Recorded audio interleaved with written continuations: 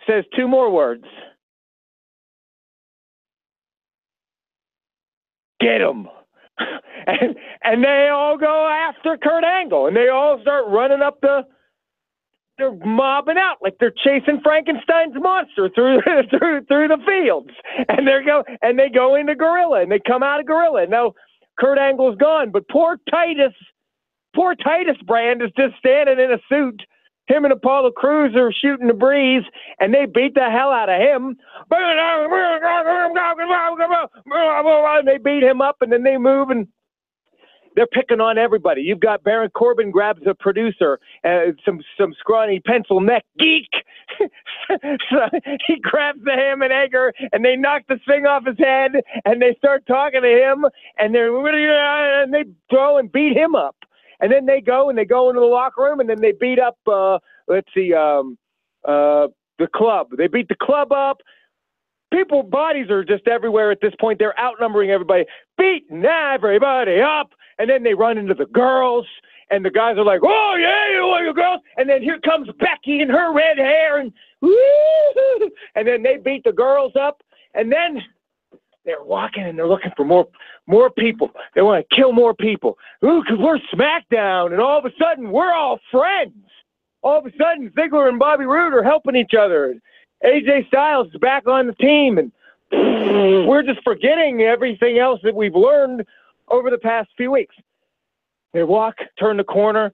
What I think was the coolest part, they all turn the corner, and they're walking, and you can see behind them, standing on top of the production boxes,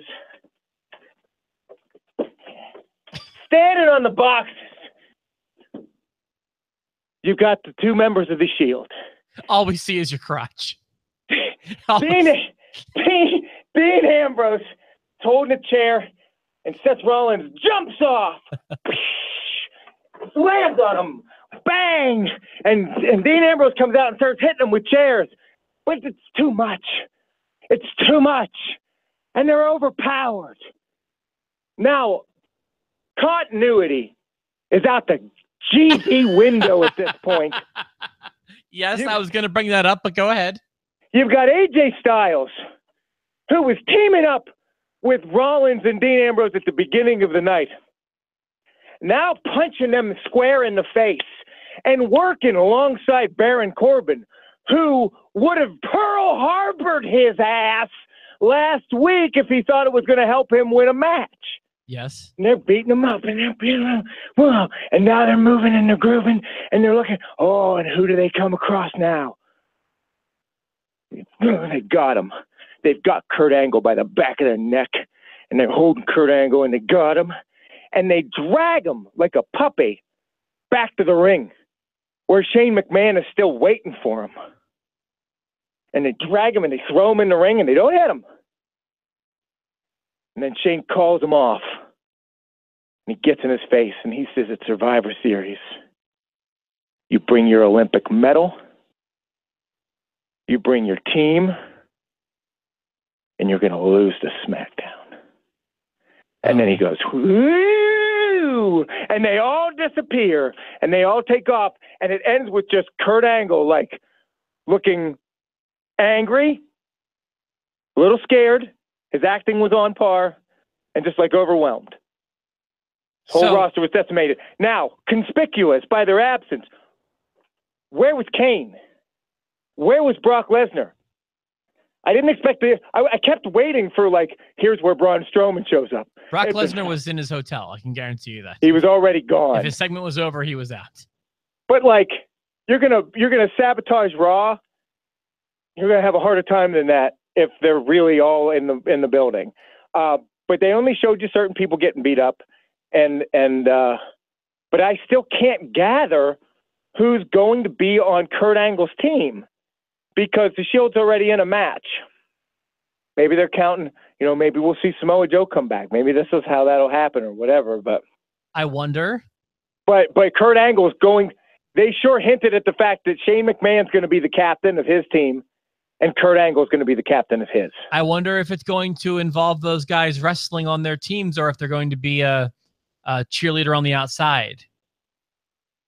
When I said bring your Olympic medal, you got all smiley. Well, I kind of thought where you were going was somewhere different. I thought you were going with one-on-one Shane versus Kurt. I'd be okay with that. Yeah, but now I get the impression it's going to be 5-on-5, maybe involving those two guys. But listen, dude, if Kurt's in there, this is an impression of me.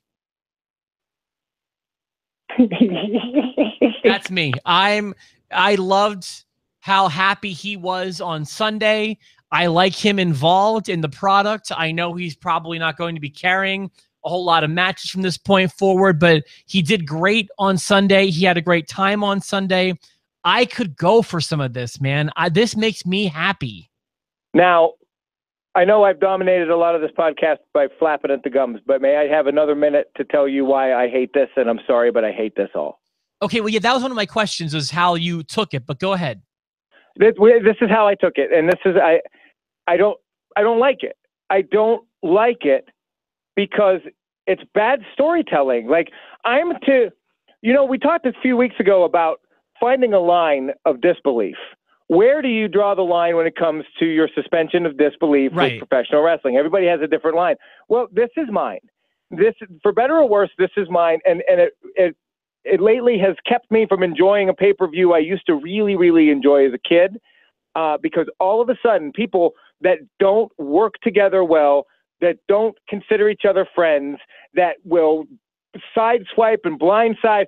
I mean, guys like Ziggler and Baron Corbin working together with Bobby Roode and Dillinger or AJ Styles, it makes absolutely zero sense. And to just explain it as we're Team SmackDown, Raw team, that is such crap to me. Yeah. And it's lazy booking. I hate it. The whole invasion last night, I didn't enjoy because I couldn't get past the fact that these guys were all working together for the first time. And I'm to believe that that's how it is. It was like last year, Bray Wyatt standing there in a blue SmackDown shirt. Like, I'm sorry, you're the eater of worlds, and I hate this crap. And it's the same reason that I'm starting to dislike WrestleMania, because they disembark from their actual storytelling to crowbar garbage in. Like, we're gonna suspend everything that we were doing here for a minute so the Undertaker and Triple H can have a match, and then at Survivor Series we're gonna suspend all of our stories so SmackDown can go up against Raw. I don't like it. I just don't. I'm not saying it'll be a bad match. I'm just saying I'm starting out already off. So mine is along the same lines as yours. Now, I didn't see it. Your reenactment, while it sounded like a good segment, my biggest problem. Oh, and the New Day. The New Day was one of the biggest parts of Team SmackDown. And all of a sudden, they're acting like heels. Okay. And Shane McMahon, who's a huge babyface on SmackDown, is acting like a heel. I just don't like it. So again, where my problem comes in is that, I guess the word you used was crowbar. They always crowbar this stuff in at Survivor Series time, and I don't like when that happens. I don't like when they force these feuds just to get team versus team. But I love that dynamic of Survivor Series, but it can't be. There's got to be a more organic way to do what they want to do than to just. Where is this hatred coming from? Yeah, they have more organic ways to do it, and they were doing it with the last pay-per-view. You have the Miz's team already built, right? And you have them go against the Shield in a Survivor Series match. Now that's a Survivor Series match I give a crap about. Correct, yeah.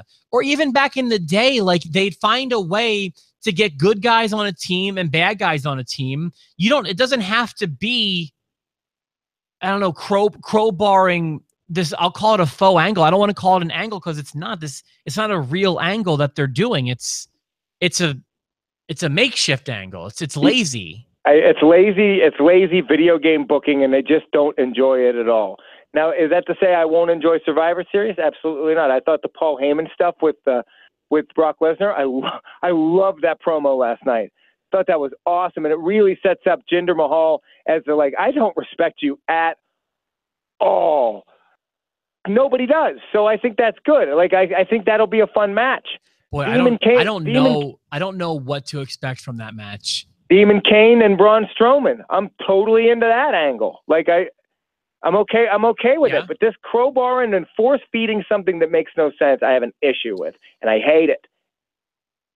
Okay, fair enough. I don't disagree.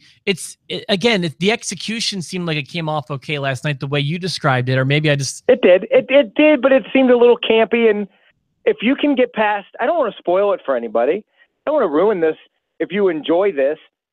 It was a cool segment. It was unpredictable. It was different to see a locker room go in the back and just beat dudes up when they're on their way to their car, or they're you've got Carl Anderson sitting in a room with people that you normally wouldn't be around. That's kind of cool to see. But it's just the teams don't make any sense. It sounds reminiscent of when the Nexus debuted on the main roster and tore the ring apart when John Cena was out there, and they took no prisoners, and it was this hostile takeover, and that was really awesome and made sense and led to real angles and was great. This sounds like it has some of those things, but just isn't the right way to pull the trigger on this, I feel like. I wouldn't mind to see NXT invade SmackDown tonight now. Instead of, I believe it will probably be Raw, but we'll find out. Right. Hey, I had a question for you if I could switch matches here and switch segments. What did you think of Finn Balor doing the job clean to Kane last night? Well, I had very little problem with it. Because they don't need to protect Finn Balor as much as they need to protect the Demon. You pointed that out to me the other day when I thought AJ should have gone over, and you actually swayed my opinion. I think you're right. They need to protect Demon Finn Balor. Now, is that to say Finn should lose every match as Arthur Fonzarelli? No, but I do think that it's okay for Kane, who they're trying to build as a legitimate threat to Braun Strowman, to run over Finn Balor. I think that's cool. They need us to forget about corporate Kane. That's what they're trying to do.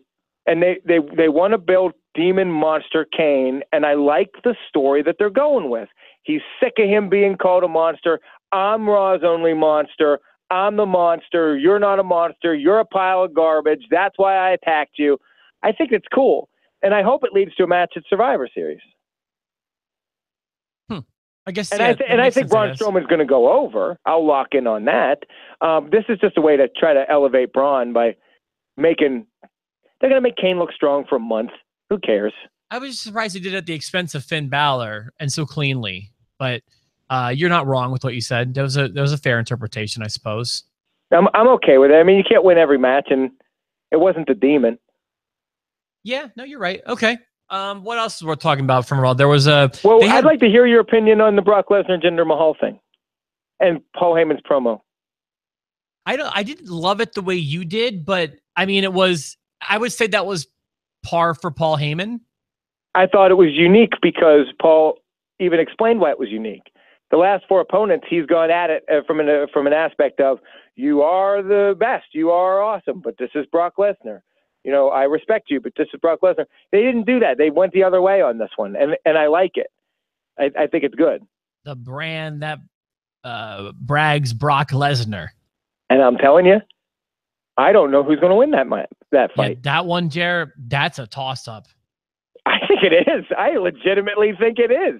The fact that it is a non-title match, and man, I don't know what they're going to do here. I do not think this is an easy one to call at all. Well, by the end of November, we are going to know what Vince McMahon and the writers and the bookers really, truly feel about Jinder Mahal's long-term potential. Like, because if they put him over Brock Lesnar, then they truly believe in that guy. Right. But if they don't, that doesn't necessarily mean that they don't. I guess that's true. But if he does go over, that I think that unequivocally says this guy's we buy in on him. I don't know if I buy in on him or not yet. I feel like Jinder's run has not been strong, but I'm trying to figure out how much of that is Jinder's fault and how much of it is outside of his. Because I've been in the same place, and I've been blaming his opponents.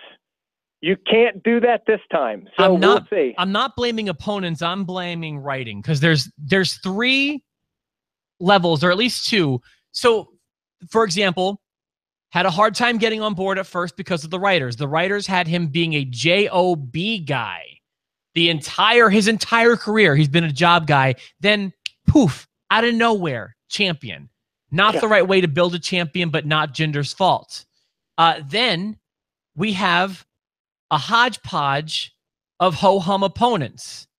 Matches aren't necessarily bad per se, but who wants to see the same main event with Randy Orton and Jinder Mahal 3 times in a row? They should have called it quits after that one in St. Louis. Correct. That was their best match, the one where Cowboy Bob was in attendance. But all we've gotten is Orton and Nakamura. They haven't been top-tier opponents for Mahal, and that also is not exactly his fault. Now, the matches are okay. I wouldn't say he's had bad main events, nor would I say he's had great main events. So I really feel like you could make the argument he could be a good champion, or you can make the argument that he's been a bad champion. I think he's been a good champion enough. He cuts good promos. He's got a great entrance. He's got an incredible look. I think he does suffer from the writing. I think you're right. But there's no one to blame if they're booking him against Brock Lesnar. Like if you can't get main event heat, because he hasn't had a main event level match yet, I think. If you can't get main event level heat and you're fighting Brock Lesnar, dude, then there's a problem. The match in St. Louis had main event level heat. That was a fantastic. That's Jinder Mahal's best match ever, without a doubt. But think of how excited you were when Samoa Joe fought Brock Lesnar, and that was the first time you actually came around on Samoa Joe. And then Braun Strowman and Brock Lesnar had us both foaming at the mouth. So, like, lately, if you fight Brock Lesnar, if you do it right, it should really bring out the best. I hope you're right. I'm not rooting against Jinder Mahal. I'm just saying the jury's still out as far as the Rob's concerned. Is that fair? Yeah, I do. Okay. I'm trying to think of what else. There was, like I said, there was back-to-back women's segment. Like if you're not into the women wrestling, you had a tough time last night. Hey, let me ask you. And they were practically both rematches. Oh, there's a lot of rematches last night. That was getting to me too. I'm going to sound awful saying this, and I forward this with the thought that I am well aware I am not a handsome fellow saying this. I disagree. You bite your tongue. Well, thanks, Jer. My point is, and I've never said this before, and I'll probably not say this again. Did you at all find yourself distracted by 3 women in the front row that they were all next to each other, that I could only describe as homely on a good day? I have to go back and see it. It was ever present. I didn't notice it. No, I noticed the one fat dude dressed up like Roman Reigns. Like he annoyed me all night. Jerry, I couldn't take my eyes off these women, and Brittany was yelling at me because I kept pointing them out. And I know it sounds really rude, but they looked something that I had a hard time sometimes focusing on what was going on in the ring. It reminded me of the Oinkettes. And then when you find them, because I'm sure you will, if you look for them, you will find them. Oh, I'm looking now tonight because I'm going to show Evan. I'm sure he's going to eat up the Survivor Series invasion with a spoon because he's 6 and stupid. Tomorrow, I will ask you an F, marry, kill for those 3 women. So have that prepared. Can I F and kill them all? No. Because if they're as ugly as you say, I'd still F them, but I wouldn't want them to tell anybody about it, so I'd have to kill them. I'm curious as to. I feel like if you look for them, there is no way you'll miss them. Are they fat or are they just ugly? Yes.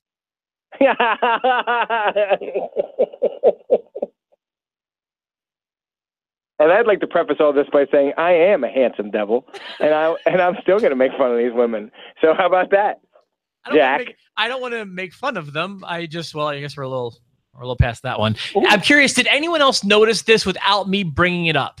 Did anyone else think that, holy cow, what is sitting in the front row? It wasn't Jer. So did anyone else watching notice the Oinkettes? I did not. I wish I had. I didn't. I think I'd have fapped to it. That was my contribution to the show. This was all you, Jared. My contribution was ugly people, and you're yeah, you're like, I'm sorry, I totally missed the last 45 minutes of Raw, but did you see those ugly chicks in the front row? God damn it, dude. I apologize. I'm swine. Those women would kick me out of bed. Are you trying to Google something, or like were you trying to? You won't find them. I'm trying to find them. I'm trying to find them. You can't find them. Well, if you look up a clip of Raw, you might see them. Oh, they're so visible. Well, that's what I'm looking for. I'm looking for a clip. Oh, did one have glasses? Oh man, I think so. Hold on. I don't.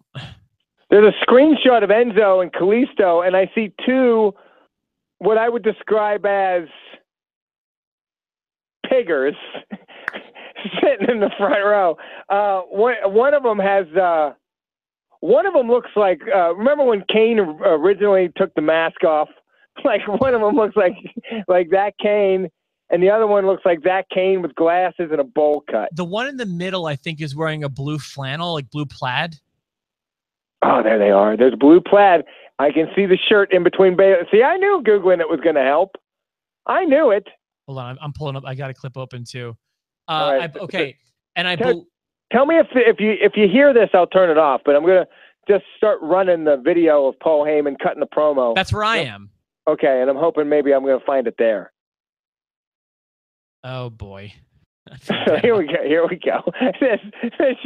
The podcast is denigrated. We're off the rails. I got to find these. Come on. Scroll around. This camera is clearly trying to hide them. The camera angle is just all on Paul Heyman. The clip you're watching, is it 5 minutes and 13 seconds exactly? Yes. All right, so we're watching the same clip. Give me a second. I'll try to locate. They were spending way too much time. I did not expect all this to happen. Are you at Bleacher Report? I don't know. I've got it full screen. I opened up Bleacher Report, and that's where the picture showed up of Enzo and Kalisto. All right, so there's nothing on that video. Well, why don't we just say, go ahead, go home, watch it with Evan, keep your eyes peeled, and tomorrow let me know what you think. And sure. We'll do F, Marry, Kill. I'm gonna kill them all after I F them all. So, well, that's not an option, Jer. No cheating.